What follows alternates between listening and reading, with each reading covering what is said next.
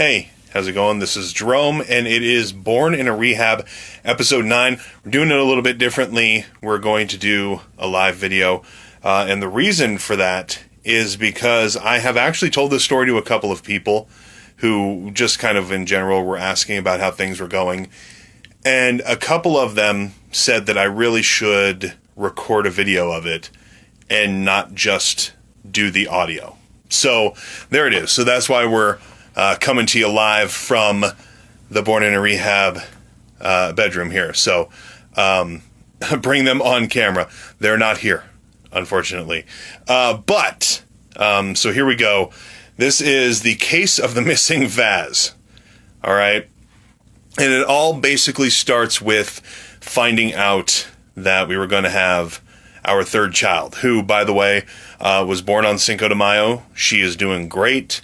Mom is doing great. Everything's couldn't be better with the baby. She's really, really cool, and hopefully you'll all get to meet her someday. But anyway, point is, I'm sitting there, and we actually had talked about being done with just two. We have my daughter, we had my son, and we were thinking to ourselves, okay, this could be it. And we had decided that if we were done, I was going to be the one to undergo the procedure. Just because my wife didn't want to have to go through the hysterectomy, all of that kind of stuff, the tubes tying, whatever. So there came a day when she called me upstairs, and she was hanging out here it says bring them on camera because I can actually bring people who are watching on camera. That's what it means. I thought somebody commented bring it on camera. Thought you were talking about my vase, which would get me kicked off of Facebook. We're not going to be showing those. Anyway, this is the problem with getting a live video. I basically squirrel. So, how's it going? I'm having vasectomy consultations. Well, Ben, hopefully they go a little bit better than mine did. What happened is my wife was sitting upstairs. This is how I found out that we were going to have a third child. My wife was sitting upstairs looking dejected, holding a stick and saying, we need to talk. Now, ladies, let me tell you something. When it comes to telling your man that you're going to have a baby, that you are pregnant, that is not something you bring the stick for. If you bring the stick, we already know what you're going to say to us. If you walk up with the stick and you say, we need to talk, we know exactly what the fuck you want to talk to us about. It's not going to be a surprise. It's not like you're going to go, psych. No, you always bring the stick. All right? So I knew exactly what was coming. We were going to have our third child. And through the pregnancy, we had decided that this is going to be it. We're done having kids. We're getting a little bit older. So, holding true to what I said, I decided to go and they burn the tubes off and they can grow back. Yes, they can. Shay, they can. And I am a little worried about that. But we'll get to what they do.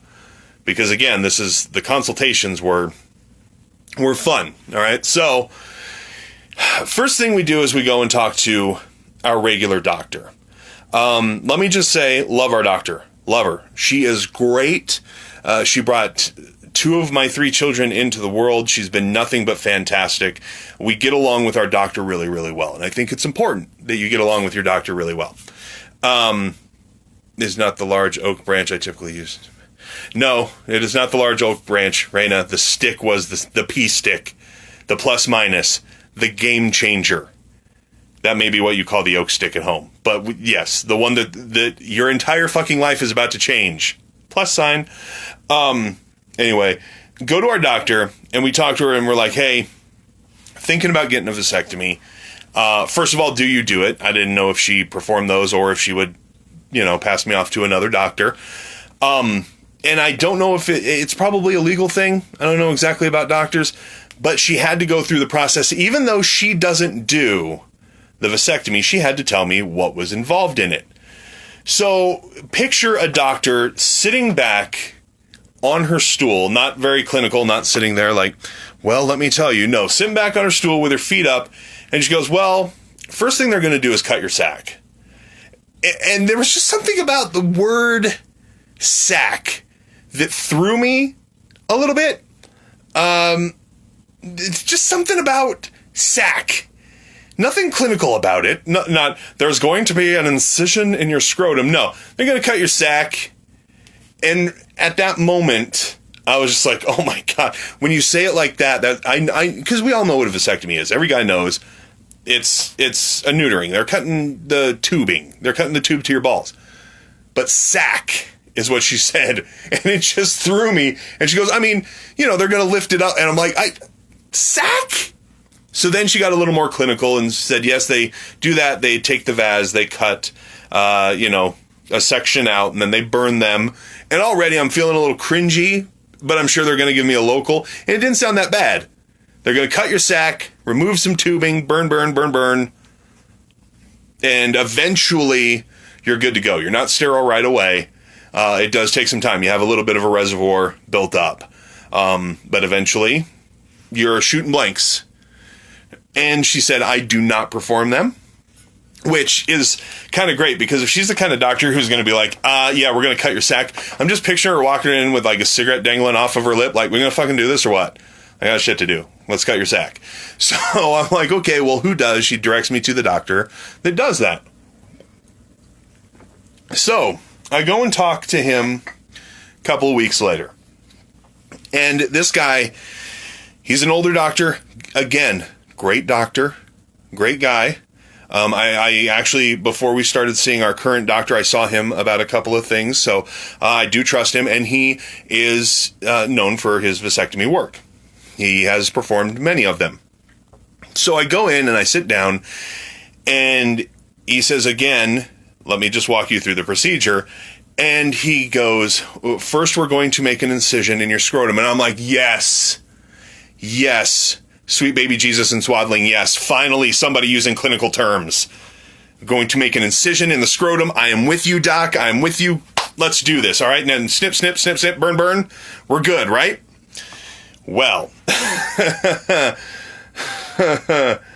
then he starts going, and then what we will do is we will clamp here, and he starts using like really aggressive medical terms. Well, we're going to clamp this, and we're going to clamp that, and then we're going to snip this and burn, and we're going to have to scrape away some of the tissue, and I'm like, fucking scraping? There's scraping involved? It was just supposed to be a cut to my sack, clip, clip, clip, clip, burn, burn, Bob's your uncle. Now there's scraping and clamping involved? My God. My God. Can we go back to cutting my sack, please? Because this is getting a little aggressive with the clamping. So, anyway, so I breathe through that. I let that, I'm like, okay. Again, he's being clinical. He's letting me know what I'm looking forward to. I'm sure they legally have to do that. Again, fantastic. So the doctor says, all right, now before we schedule you, because it's something that we can do right here in the office. And I'm like, that kind of threw me there for a second too, because I'm thinking the same place where they, tongue depressor say, take your temperature, they can actually put your scrotum through a torture dungeon and clamp, clamp, snip, snip, burn, burn, scraping away of the tissue, unwinding the cables, getting to where it needed to go. And in the next room, there's some little girl there who's like, do you want to give my dolly a shot? Do that all in the same building. So, okay, cool. So anyway, so we're talking, and he says, okay, here's what we need to do. I need to check you. He goes, because I don't want to make an appointment. If I can't work on you, I need to make sure that I can find your vas, the vas deferens. Okay, I kind of expected that this was going to happen. I wore clean underwear today for this purpose. So I stand up and I drop them, right? My wife's in the room, because this is the first hand that's going to be on that part of me since I told her I do. So she was in the room. And this gentleman, who's a little bit older, I'm not exactly sure how old he is, with ninja-like precision. Like, it was like drop, and he just like, bam, just like, it was so good. There was no, you may feel a little pressure. There's not, okay, well, here we go. He didn't even like give the Mr. Miyagi, warm him up first. just like there they were, and he just bam, and he was looking to the side, thankfully, because just the was a little awkward for me, because I wasn't expecting. I mean, I was expecting it, but not like that quick. You know, it's kind of like a scary movie when you know the jump scare's coming. You know the killer's around the corner. You know he's behind the curtain. You know all that. But it's just the timing of it. Well, the timing of it was... He may have even made that noise. I don't know.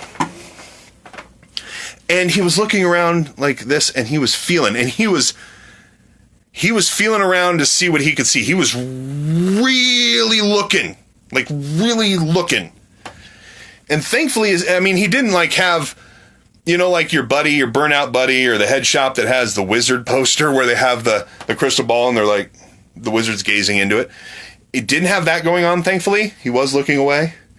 But it's kind of like that scene, and for those of you who remember Boys in the Hood, or you've seen the Chinese concentration balls where they roll them around in their hand, he was looking.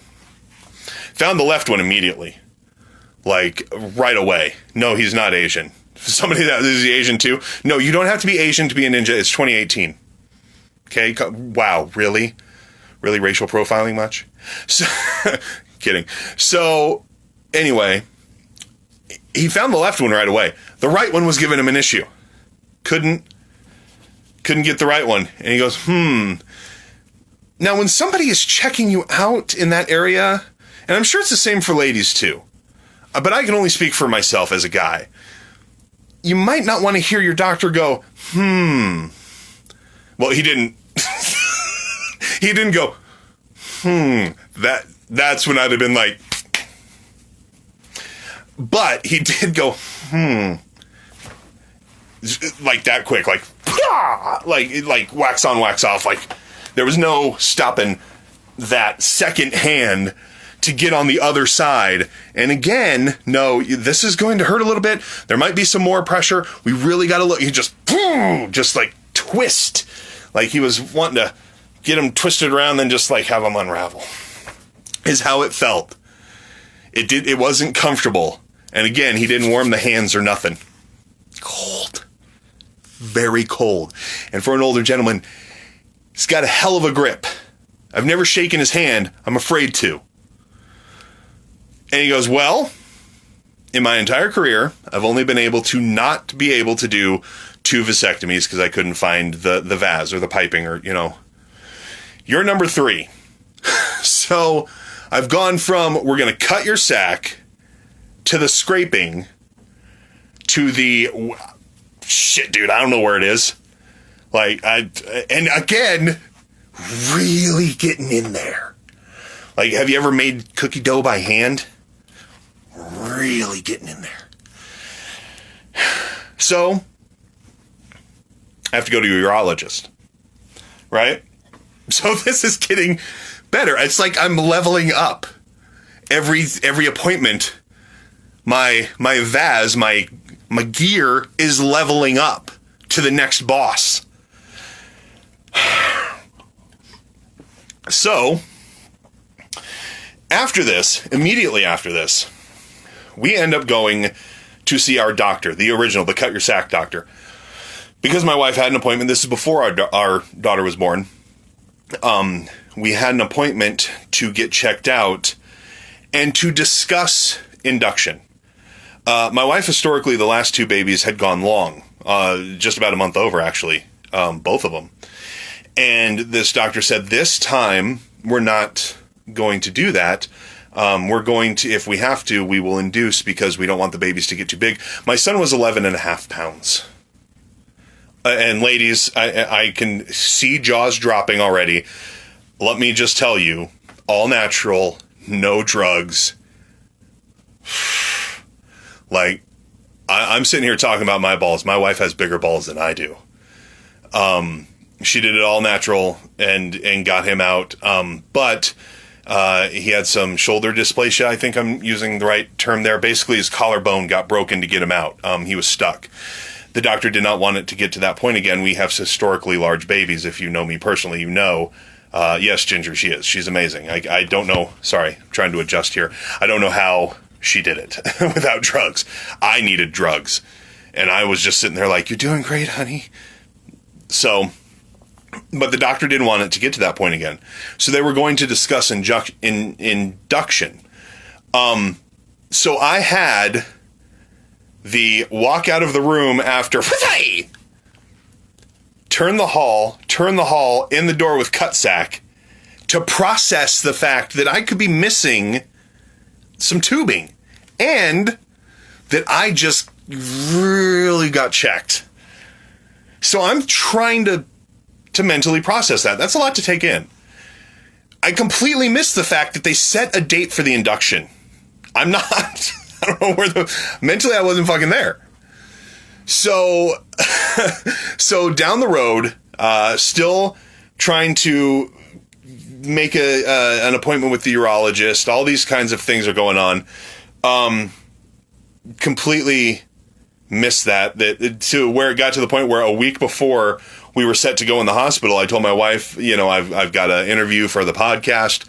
It was when I was originally going to talk to Justin. I said, I'm doing that this Thursday at 7. And she goes, idiot, we're going to be in the hospital this Thursday. I'm like, what? When did I miss that? And that led to a giant conversation, which we pinpointed it. It's when I found out that I could have a missing vase. The first time I found out I could have a missing vase, that I completely missed when we were going to be inducing. My wife did go into labor. She did need some help.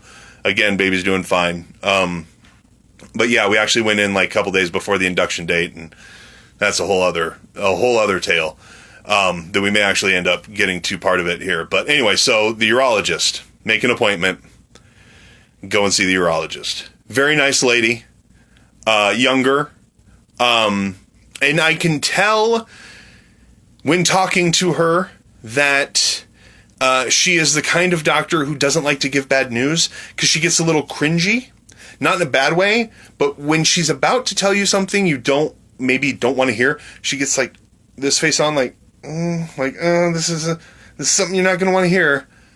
So we're in there. I'm signing the paperwork. The nurse comes in. She decides to again walk me through the procedure, the cutting, the clamping, the snipping, the scraping, the burning, the everything, the Spanish Inquisition version. Like really recovery time. I'm going to be on all sorts of drugs, all that kind of stuff. So then the doc comes in and gives me an abridged version of that. Because again, I'm sure this is legal. I'm sure there's a reason they have to, if you're a medical professional out there, maybe confirm this. I'm sure there's a reason they have to tell you these things so that you're up to speed on what's going to happen, so that there's no surprises and all that. I hope they're not just sitting in the break room like, all right, this dude in here, let's just make him squirm. Because it made me squirm every time hearing it. From cutting the sack to clamping, every time I cringed a little bit. So again, my wife's in the room, and the doctor says, okay, let's go ahead and check you out. Again, wearing clean underwear for this purpose. I knew this was coming. Was not aware the urologist was a woman, though. But, you know what? Going with it. What the heck? So I lay down on the table, puts on the gloves, and gets to work. And she, again, the left one, like, I don't know if the left one's abnormally large or what, but boom, just like, bam, there it is. Like, barely touched it. Like, oh, there, oh, like, it almost scared her how prevalent the left one is. You may be seeing it right on your camera angle. Like, this one is there. It is there. It's like, hey, how you doing? It's just findable. If it were an Easter egg, it'd be the one you'd put out for your 2-year-old.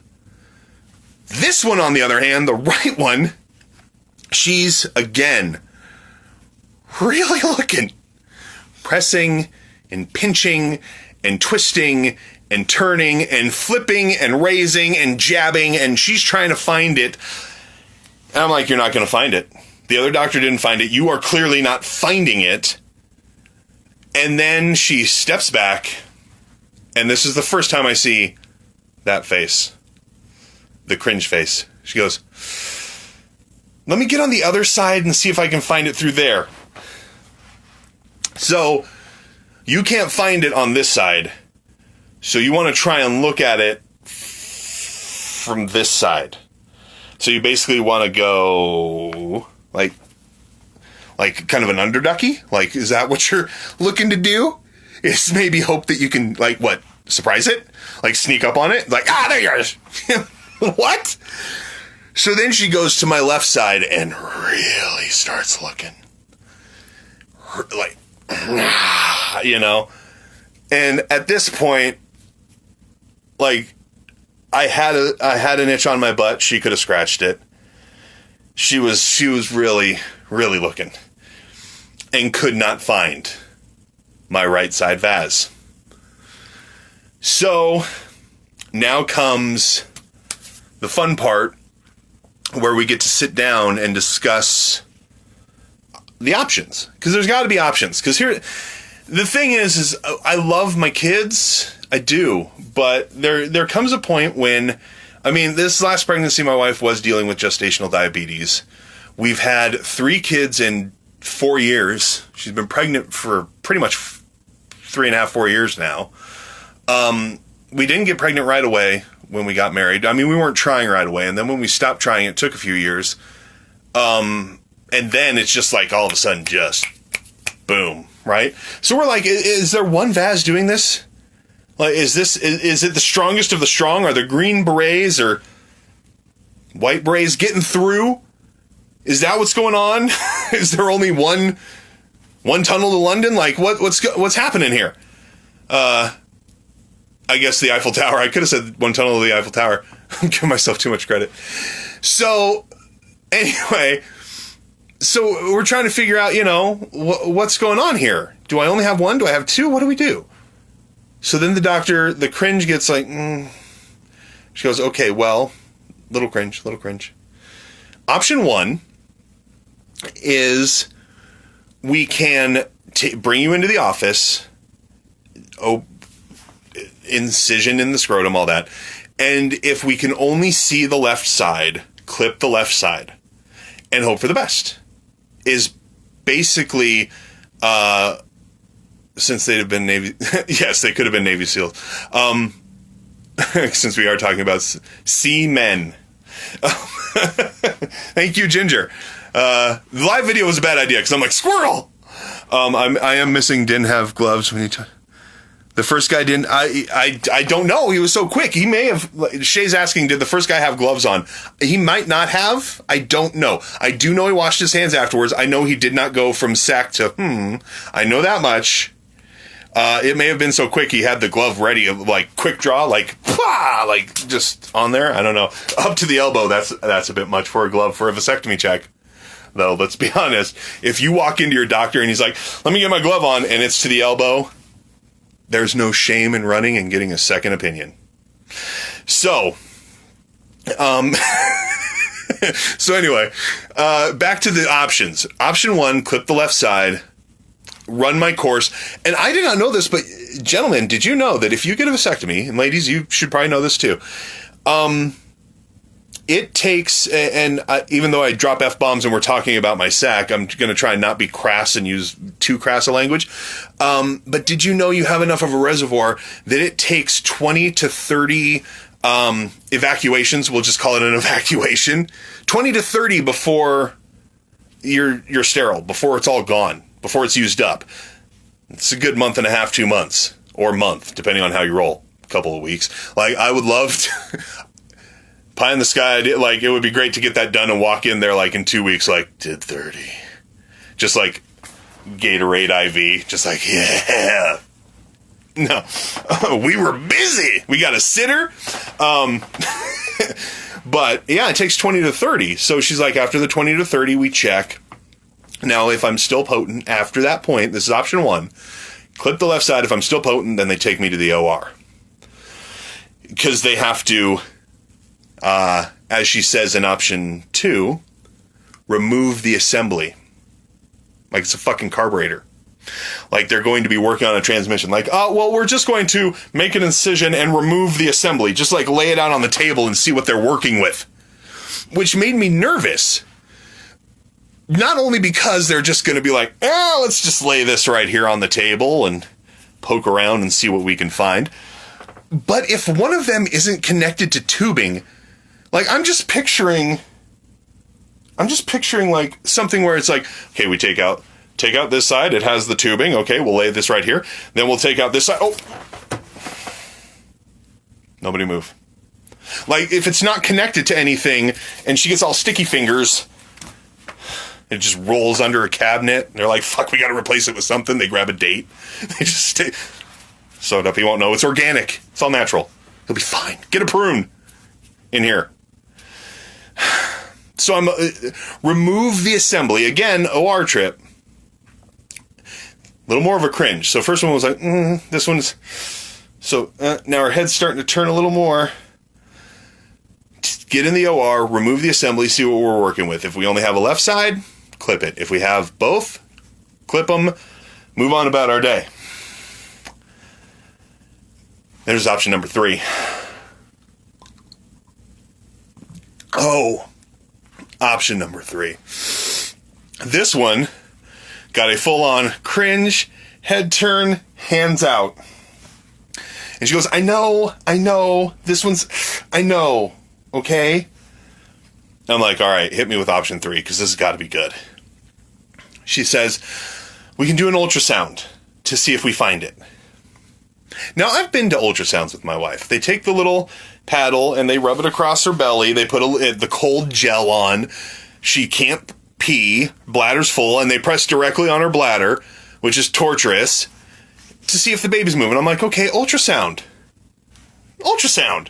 Like, why is she giving me, like what, I'm too masculine?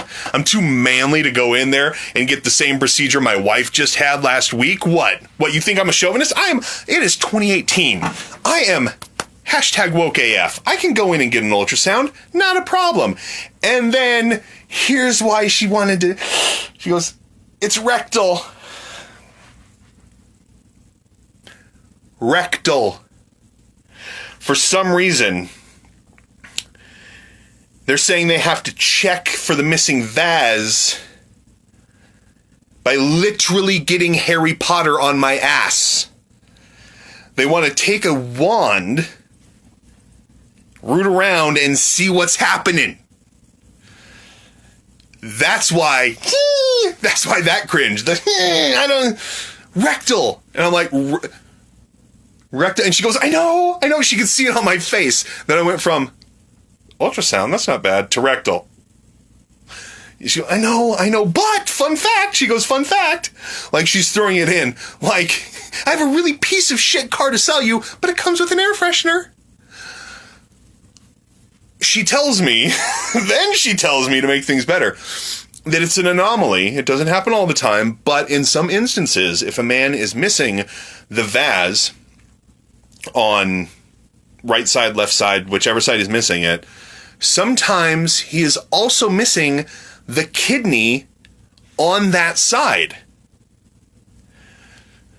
So it's almost as if I have to do option number 3. And option number 3, depending on what they find, could still land me in the OR because of the intensity of the procedure. So, yes, Raina, it just got very real. So you want to get all rectum patronum, and I might not have a kidney.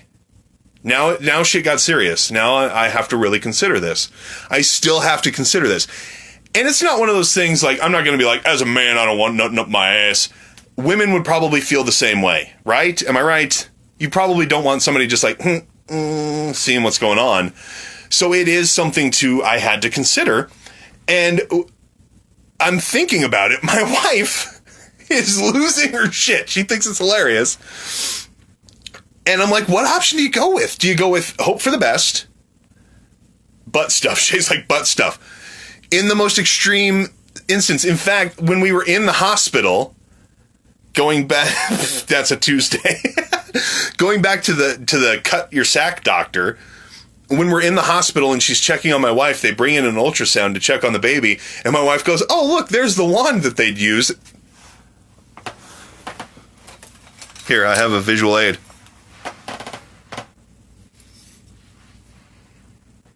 And now it's not like this. It is rounder, not as tapered, but just as long. Now, they did assure me that it would only be about this much, but the visual of Wingardium Leviosa. Yeah, I wasn't thrilled about my option 3, but the thing that kept getting me was the kidney thing. And then I asked the doctor, I said, well, if I go with option 3, can you do that on the same day? And she goes, oh, no. I'm like, fuck, man. So then I was thinking, well, do I just get the thing that, to see if I have a kidney? Do I just get that? And then go with option A? I was picking and choosing. I was basically like trying to get like a buffet of options. And then the next afternoon, I get a call from the urology office at work. And it's one of the nurses, and she goes, good news. And I'm like, oh, is there a fourth option? Is there a fourth option, please? A good option? They tell me that they can actually do the kidney ultrasound and the rectal ultrasound in the same day. At the same time. Like in the same appointment. Yay! And then then the nurse says, so if you'd like to go ahead and get that scheduled right now, I can. I'm like, whoa. I got to wrap my head around. I have to wrap my head around it. It's something I'd have to mentally prepare for. So I think about it. In the interim time, my wife has our daughter. She comes out. She's great. I see the wand. Our doctor gets a good laugh at my situation. This is why I love my doctor. I mean, she's a medical professional, but she's sitting there looking at the wand and looking at me and giggling, knowing that you're going to have to endure this. This is why I love our doctor, because she's just laughing at me having to get probed. And there's no other way to say it. You could go ahead and say rectal ultrasound. The reality is, you're probing me. Like, if you had a bald head and big eyes, like, I'd be calling the fucking Discovery Channel about it. I'm getting probed. But we decided it's probably what's best, so we know what we're working with going in. Because I clip it and hope for the best, and then I still end up in the OR. End up in the OR where they remove the assembly to just look at what's happening, or at least have a game plan going in. So I decided, rectum patronum it is.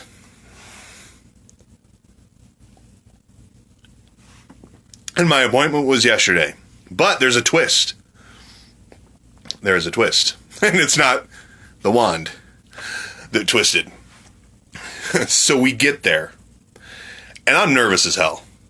I'm just, this is a big procedure. And also, what's also weighing on my mind is, am I missing a kidney? I've never shown any signs of any issues, but it is something you need to know. I mean, you can survive with one. So it is possible that I've lived my entire life with only one kidney and never knew it.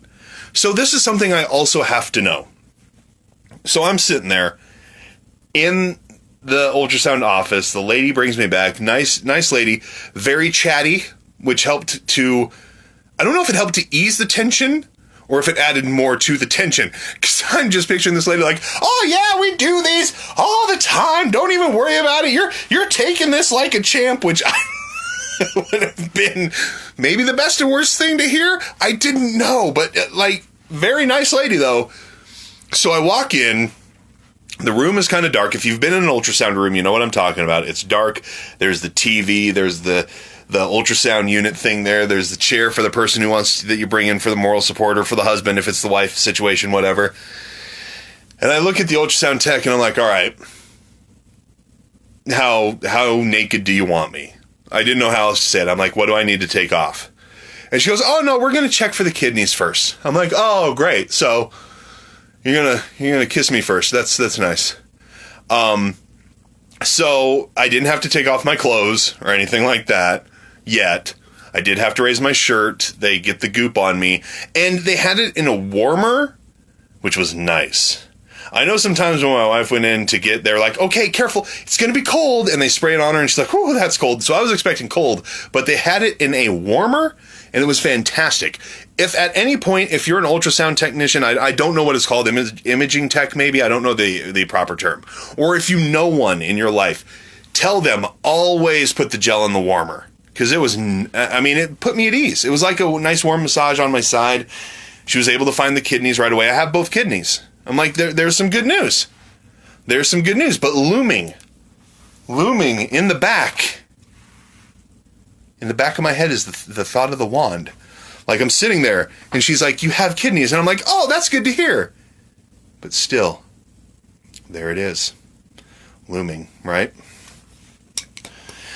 So, she goes, and as I'm doing that, she made some kind of a comment, which was, I think, meant to break the tension of the fact of what she was about to do.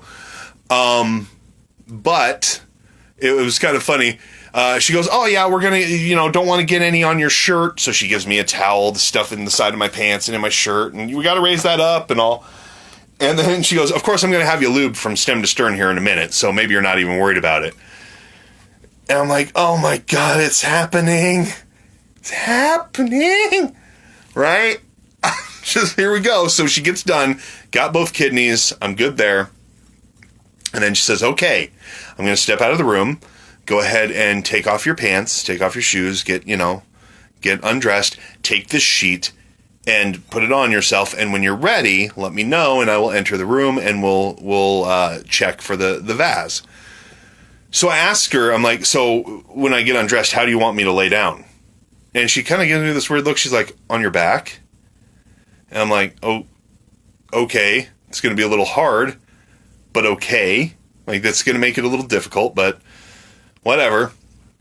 So I get undressed. I lay on my back. I'm like, maybe she's going to look me in the eyes and tell me I'm pretty first. Maybe. That my beard's looking kind of nice. I don't know.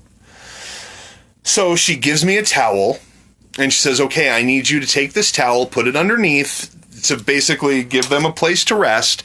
And I'm going to go ahead and check. So I was like, okay, well, that makes sense. They want to get a good view of the front before they, head to the back. And I'm sitting there and I'm still visibly nervous. And the woman's still very chatty.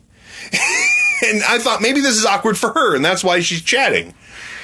And she goes, okay, well, she goes, I don't know if the doctor will be able to see what they're looking for with this one. And I'm like, here it comes. Here it comes, man. We're going to have to roll over and just grab on. And she goes, but hopefully they'll be able to find it. And I'm like, and it's becoming very clear. I'm like, I ended up asking her, I'm like, do you know what we're doing here today? Because it's almost like she had no idea what I came for. Like I was just going to get a good once over with the warm gel, which again, really nice. And leave. I'm like, I said, no, so I just asked her, I'm like, so when are we going to do the rectal exam? and she just like stopped and looked at me. She goes, I'm sorry, what? I said, yeah, I thought the ultrasound was going to be rectal. And she goes, oh God, no. I'm like, come again? I'm like, what? Apparently, they didn't tell her that it was going to be a rectal ultrasound. She was just supposed to get a good picture, front to back, side to side, little all around.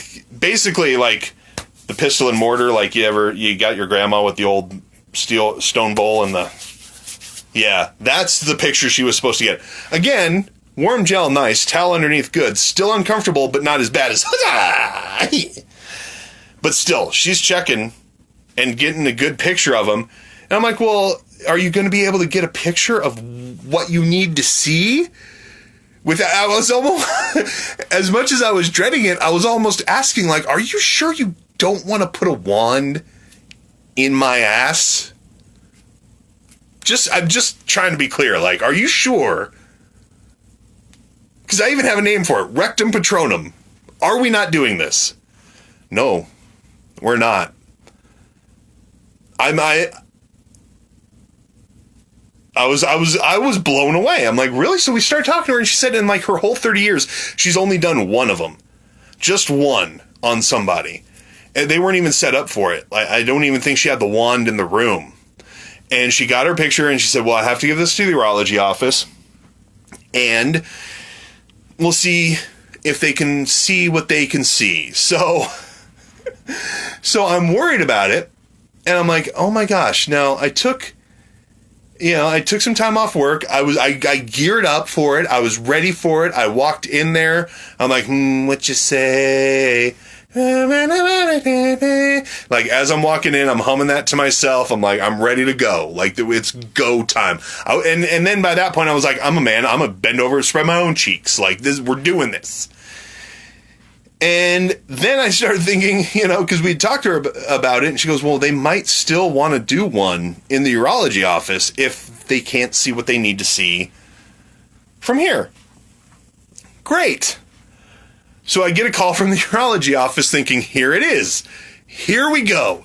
We're finally going to make this appointment. We're finally going to make this happen. And it turns out that they found what they needed. They saw what they needed to see. And apparently they found the right side with that ultrasound. With the pistol mortar ultrasound and not the rectum patronum. So I still haven't called them to make the actual appointment yet, because I need to figure that all out. And I saw earlier that one of my supervisors was watching this video for a moment. So if you're still watching, if you get a time off request from me later, it's not about this. So anyway, and it turns out I do have a right side. I'm going to have to ask them. And I will give you all updates, because I know that my vase is... Now you're going to be wondering about my vase. But I'm going to have to find out why they couldn't find it with the field test. But they found it through the ultrasound. So it turns out that I do have two vas. I have two kidneys. I'm still going to have to go to the OR for this, which... again, might involve removing the assembly or a little bit more in-depth work than what they can do in the office. But still, at least I know where I stand. And I feel better knowing that I am a complete human, soon to be, doing some alterations. But at the same time, I can't help but feel let down. Just a little bit. Now, don't get me wrong. I was not relishing the thought of being probed. I was not looking forward to looking up at the TV, the black and white image, and it's like like one of those old health videos with the bad soundtrack, like, your body and you, as we take a trip into the colon. I was not looking forward to that at all. But I had built myself up to a point where I was like, this has to, we have to do it. It has to be done. Be a man about it. Go in there, get something shoved in your ass. Like, that was my mentality, to the point where I'm like, man, I can't help but feel just a little bit let down. The fact that I didn't get probed. So... I don't know. I don't know how to reconcile that. I don't know if I need to go in and tell the doc, like, are you sure? Because that could be weird. Because even then, like, our ultrasound tech made a good point. She goes, because I said I wasn't really looking forward to it. And she goes, well, if you were, there might have been something wrong with you. She's like, I'd have been worried if you were one of those people who'd have been like, yeah, so when are we going to get to that? Like, and that's not how I asked it. I was like, when are we going to get to it? I wasn't like, yeah, you want to probe me? Nothing like that. So I almost want to make that appointment just to be sure, but at the same time, I'm not going to.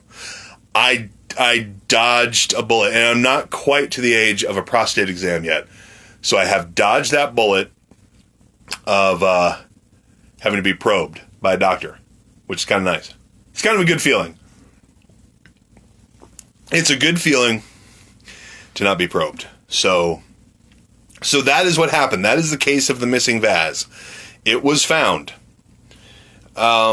through a very simple procedure that did not involve a wand or my butt, which is nice. So I guess, yeah, down the road, we're going to go ahead and go in and get that clipped and clip, clamp, burn, scrape. Hope they don't drop it. Roll under the cabinet. Really hope that doesn't happen. So there we go. So that is the case of the missing vase, and it has been found. So now the next step is to destroy it. Destroy it before it brings more children onto this earth. And again, don't get me wrong, we love our kids. It comes to a point where you have to look at life realistically, and I mean, my wife would keep having them until she literally just could not have them anymore. But all things considered, and it was not a decision that we made lightly, we decided that this was going to be the right way to go, and to get this procedure done. So I'm glad I'm able to do it. Still got to go to the OR, just because it's going to be a little more intense. I've never had a medical procedure that intense. The closest I came was when I did have some dental surgery some years ago. Had some wisdom teeth removed, on top of caps put in and all sorts of stuff. Don't do meth, kids. That's the moral of that story. And for those of you who don't know, I guess I used to do meth. I mean, at this point, I could basically tell you pretty much anything because we've talked about my vase. We're family now. Okay? I mean, and I've seen some of you guys commenting on here, and some of you who have tuned in and watched, like, there it is. There it is.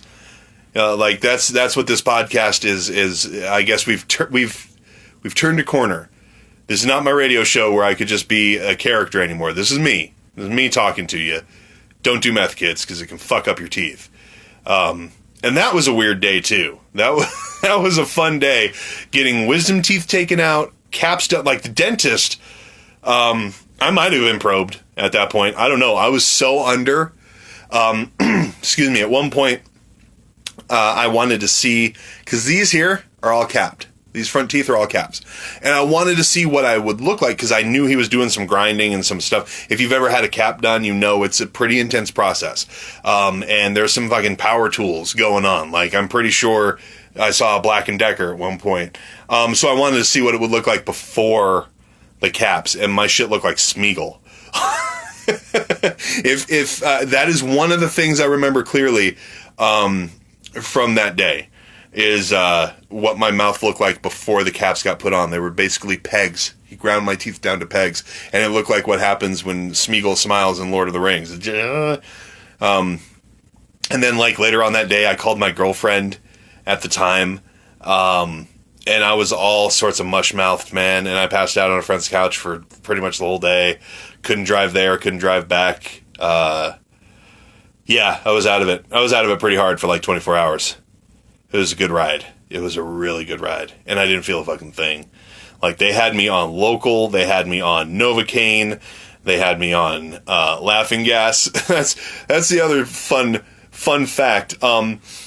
When a former addict walks into a dentist's office and they offer him the Laughing Gas, he will take that shit every time.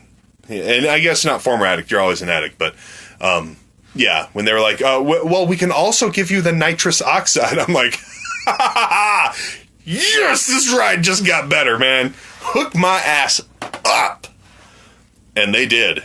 I got hooked up on all sorts of stuff, man. It was, like I said, it was a pretty good ride. Till the next day. There's a lot of blood.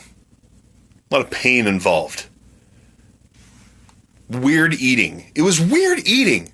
That's the other thing I remember. We've gone from my missing vase to my missing teeth. It was the weirdest thing afterward eating with these being fake. It took me a long time because, I mean, there is some feeling in your teeth. You know, you have some sensitivity in there. You have some nerves. So you bite down on things. You take a bite. You can feel that on your teeth. When you're not able to feel that, it feels strange. And I got some caps back here, too. Chewing my food felt strange because it just was so, I don't know. because that dead feeling. I mean, now I'm used to it. Now it's just, but it was just that dead feeling of not being able to feel the food in your mouth that was a little bit strange for me. That took me some time getting used to. I'd say that was, aside all the pain, all that stuff, not having giant cavities in the front of my teeth anymore, or jagged ones as well. Again, don't do math, kids. That was the weirdest thing. Not even the Smeagol mouth. The Smeagol mouth I got over pretty quick because I knew I'd have regular teeth at some point. It was the eating with fake teeth that really took the longest time to get used to and made me feel the most awkward and the most weird and had to adjust to that the most.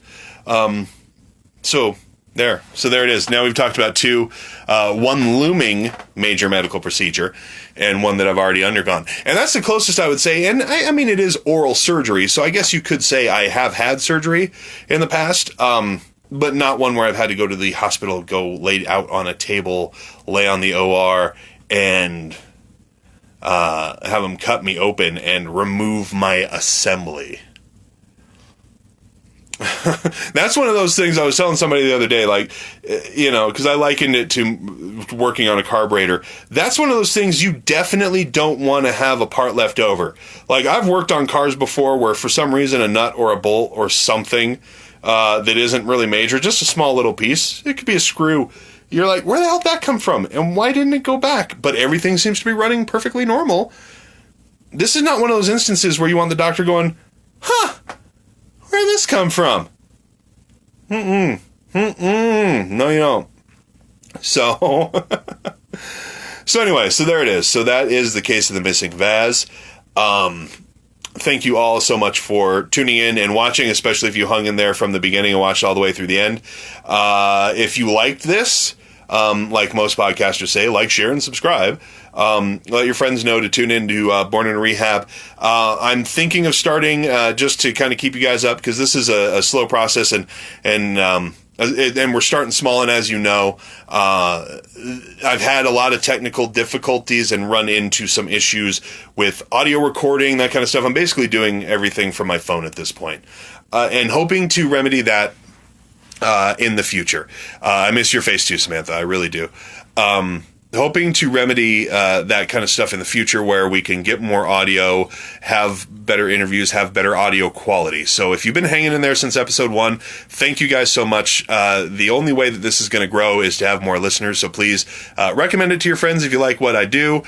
Thinking of starting a YouTube channel, so let me know in the comments. Hit me up on Facebook.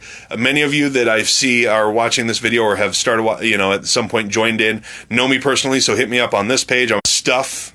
And if you want to see more of it, obviously, let me know all of that. Thank you, Ashley. She says this was great. So, maybe we start doing these all straight video and then I add the audio later, which is something I've also thought of doing, is the podcast as a video, and then through processes that I'm familiar with, getting the audio off the video and posting it onto the Podbean page so that there is some audio out there of it as well. So anyway, let me know what you guys think, what suggestions you have. I'm always open to feedback. P.S. You and Justin can swap stories later.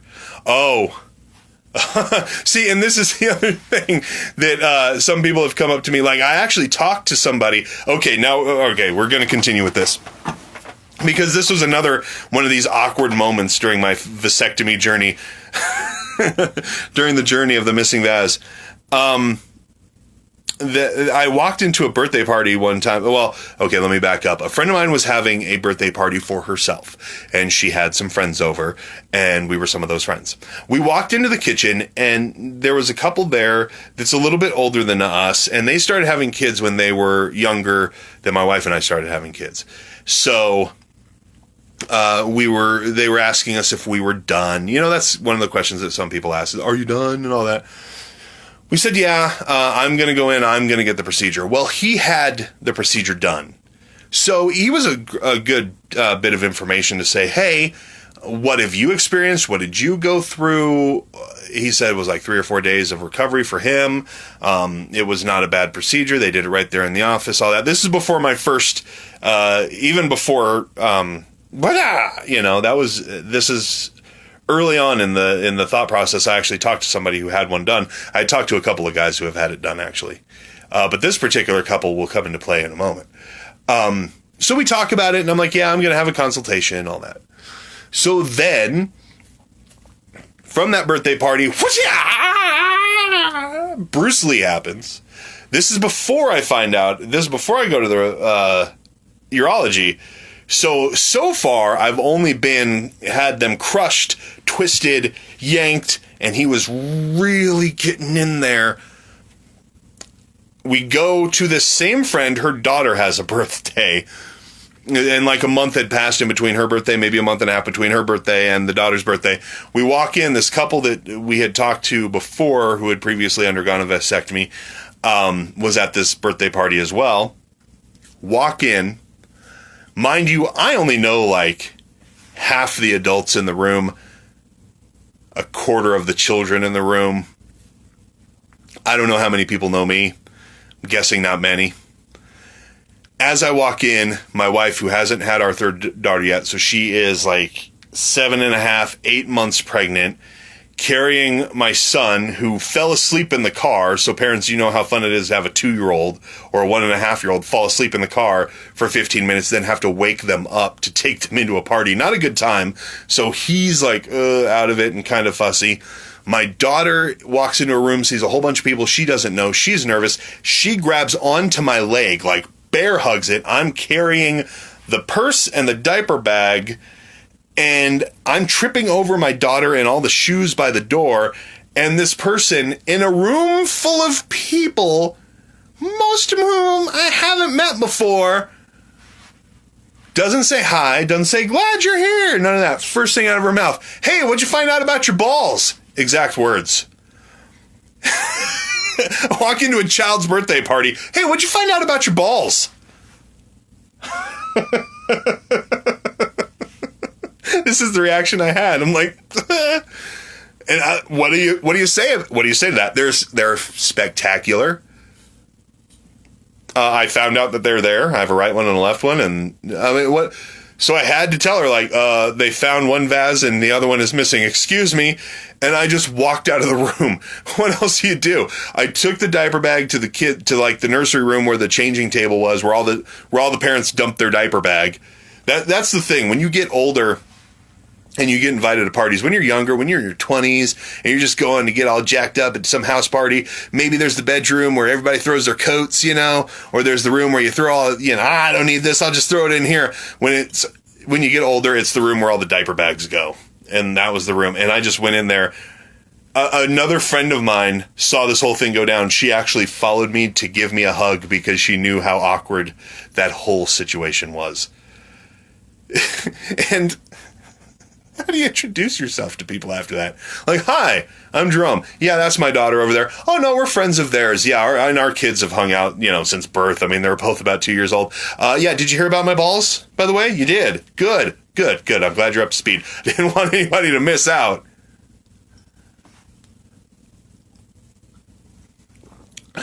So, yes, this whole Vaz experience has been just that. It's been an experience.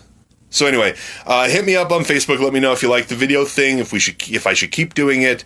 And again, let your friends know if you like this podcast, if you think it's funny, have your friends listen in. The more listeners, the more opportunity we have to just have this thing grow. And I really do appreciate all the support you guys have been giving me and my 2 Vaz now that I know I have 2. So thank you all for your support. And this has been Born in a Rehab, episode 9. Thanks for watching.